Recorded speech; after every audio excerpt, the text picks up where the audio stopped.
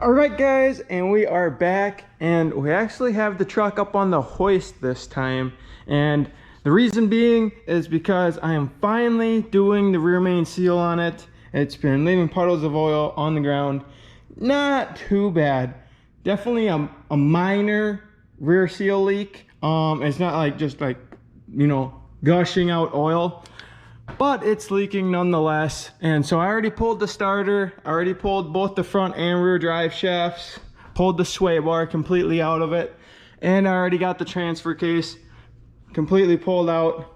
And I just undid the torque converter bolts, because the torque converter bolts to the flywheel, and I can already see oil right there on the side. You guys can see that right there. So I'm hoping it's not like the back of the oil pan, because that would suck to have to do an oil pan too. I don't even know where, like, you know, I'd have to find one last minute, or just have to do it like next weekend or something. Even though I do see oil up there a little bit, so I'm a little bit concerned where that would have came from. And I saw a little bit of oil around that too. The oil line, oil cooler line, gasket right there. So a little concerning, but based on how much it was leaking, my guess is it was a rear main seal. So I guess I'm gonna have to pull the transmission off to see. And yeah, the exhaust is actually gonna be in my way. So I might have to undo that and actually cut my exhaust over here to pull my transmission. I just thought of that, which would suck. Otherwise, I'm gonna have to like drop the exhaust and try and slide the transmission back. I don't know how I'm gonna do that, but this cross member needs to be pulled, and I'll have to decide what I do about the exhaust. I might just have to cut it out and weld it in, or if I really have to, let's see here. This wire did get burnt, but this one's good, but this one leaks. So I don't know, I might undo this and unbolt it right here, but this hanger welds them both on together, so I can't unbolt it and pull it because that holds both pipes together. So yeah, I'd just have to cut it right here and either butt weld it or weld it back up. So no other way around that. So we'll see if I have to do that. But yeah, you can see underneath the cab how it's all painted and nice from down here. Before I actually started working on it, I did drive it to the car wash just to wash all the oil off and clean up the frame a little bit, because she was a little dirty. That's just a little bit of paint from the transmission. But yeah, so I'm gonna see if I can't get the transmission pulled off of this. So luckily all the bolts are on this side. I don't know how I'm gonna get the way top bolts. That doesn't seem like fun. I was not looking forward to doing this job at all. Maybe you can see them from back here, but yeah, definitely doesn't seem like a fun thing to do. But and then you got all the wires and lines on top and brackets and stuff. So yeah, it was a lot easier with the cab off doing it all the first time. But we'll get her done here. So I'll get back to you guys once I start making some progress again. All right, guys, so what I actually ended up doing was I just pulled the transmission back a little bit, as you can see. So I undid the transmission mount, as you can see at the back, and just set it right there. And then I got a ratchet strap holding it back just so, you know, it doesn't fall forward on me while I'm working. So that's holding it back, and it gives me just enough room to get up there and get some work done. So as you can see, I already pulled the flywheel off, and it is right there. And now we can see that there is oil on all of those bolts. So as you can see up there, there's oil on those bolts and over there. And so, you know, if it was just the oil pan leaking, you know, I guess it could have gotten on the flywheel and gotten all over the bolts. But more than likely, it is the rear main seal leaking, as I suspected. And my guess is that it was kind of flinging out this little plastic cover and getting on the oil cooler line right there. At least I'm hoping that's where that oil came from, and it's not that gasket already. And then I don't know why there's oil on that bolt up there, like that third oil pan bolt right there, because this side's like totally dry. So I don't know, that's kind of weird. But it also maybe looks like a little bit of oil on the block right there.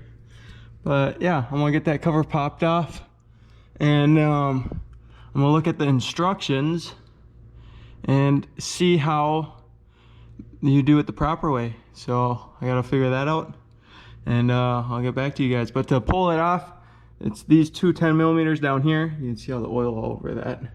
And then you got those 13 millimeters. So the best way to do it is to replace the whole plate like I did it the last time, but I guess I did it wrong. So we'll figure it out and get it done the right way this time. All right, guys, so I'm back, and as you can see, I have the rear main seal all pulled out of there. And I even took this little plastic cover off on this side.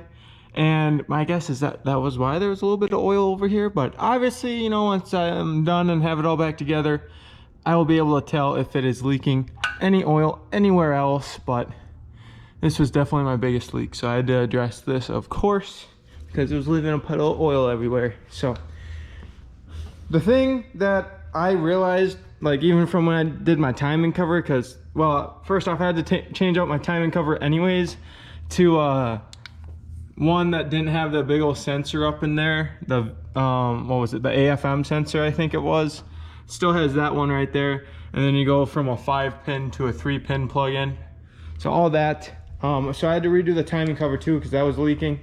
But it's kind of the same thing with these covers at the bottom, which I didn't know when I did any of this, because obviously this was the first one I was doing and all that. I've never done anything like this before. You're supposed to put silicone, like a 1-inch bead right here and up against the where the bottom of this seals to. And as you can see on mine, the bottom of it actually ripped too. So that's why I was leaking. And I mean, plus you're supposed to add a little bit of extra silicone at the bottom there to ensure that it seals, which I did not do. So that was my problem, and I'll make sure to do that this time. So here are the instructions. As you can see, they want you to do the corners, and it says apply a 5mm bead of sealant, 0.8 inches to the 2 joints at the rear of the pan. So I'll make sure I get that done this time. And they, you know, they say to use like a seal tool or something. I'm just gonna lube up my seal nice, make sure that, you know, it just slides on without ripping, and I should be good to go there. So hopefully this installation goes, you know, way better than the last one, and you know, I get it done without any problems and any leaks in the end. So fingers crossed. Let's get this all done and put back together. All right, guys, and here we have it. The new rear main seal is all bolted in and torqued down. And what I did was I just put oil around the rear of the crankshaft there and the seal, and it just slipped right on. And then I got a bunch of silicone at the corners there, and I actually did the whole bottom just to make sure that the oil pan gasket sealed back up and everything. So that should be all good there. And I got all the bolts torqued down to 22 foot-pounds, and then these ones are only like 8 foot-pounds or something, but I just kind of guessed with those because, you know, definitely don't want to break those. So, you know, playing it safe, and should be good to go. So now I can put the flywheel back on and get the transmission all bolted back up and start putting this all back together. So here you guys go, and I'm gonna get to work. All right, guys, so I have some good news and some bad news. So the good news is that, you know, I got, you know, the drive shaft in, the transfer case all bolted up, the transmission's all bolted up, it's all mounted, everything's hooked up, and all that's good. Even got the little shield on, the transmission dipstick, the 2 little plastic covers. I got the front drive shaft just hanging right now because I never did switch over the little dust boot that was on the factory drive shaft. This is a Cognito drive shaft for, you know, lifted trucks from like 6 to 12 inches. And I'm sitting at like 7.5 right now. For now, might lift it more tomorrow actually, but Anyways, I had this because I was gonna get a 12-inch lift at first, but anyways, besides that, my starter actually broke when I was going to put it in, and that's the bad news. You can see right there, the little piece that is the hot wire, but also the other thing is, you guys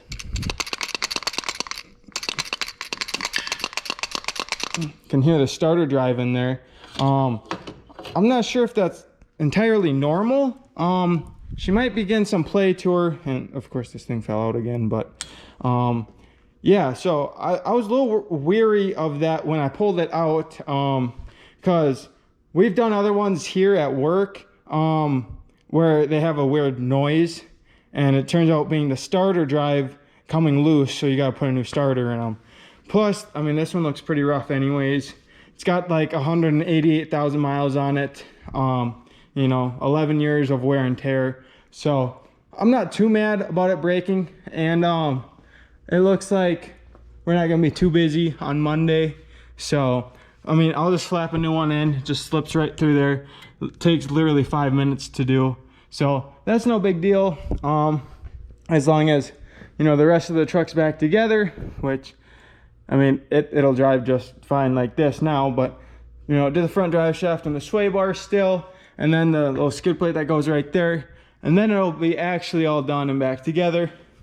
So there's not much left, but yeah, that broke. But honestly, it was my fault because I was trying to get the wire off the header, and then yeah, it broke. So, but you know, like I said, seemed like it was getting weak, and its time was about up anyways. So it's basically done, but you know, now I gotta wait for a new starter, which I can get one Monday morning. I mean, it's no big deal, and just put it in quick. It just, you know, I won't be able to drive her this weekend, so that kind of sucks. But at least I can work on like wiring up the lights and whatnot, and you know, like I said, playing around with the lift kit and the alignment, and yeah, maybe slap a new starter in it Monday. Maybe even go and get it aligned, and hopefully try and fix the whole alignment and get that all right. But we'll see. I'll definitely be playing around with her again tomorrow. But it's about done, which is good, because I was worried that I wasn't going to be able to finish it, but it actually wasn't too bad. And I mean, considering I already had it all apart once, but you know, I put it all back together with the cab off of it, so I wasn't sure how well I'd be able to get all the bolts, but I got them just fine. And yeah, the hard part's done. So with that being said, just gotta get a new starter for it, but there's plenty of other things to be done. So I'll catch you guys later. All right guys, so I am back, and you know, figured I'd update you guys, and the truck is back up on the hoist. This is my 2010 Chevy Silverado 1500 show truck, and as you can see, the tranny jack is underneath it again, and that is because the rear main seal that I put in it did not work, and it started leaking right away in like 3 miles. So I had to take it all back apart again, and I finally figured out what the problem was. So I was using a Dorman, like a whole, you know, the whole unit, you know, cover, seal, comes with the gasket, and even new bolts, you know, the whole kit. I wasn't just doing the seal. Well, the problem with that was Dorman, their cover is a little bit different. Okay, here's a picture of when I had the GM one right next to it,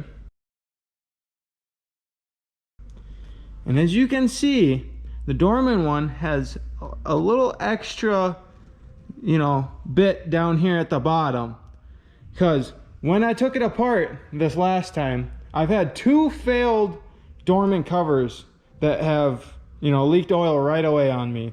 So I figured there had to have been something. So I did the right thing.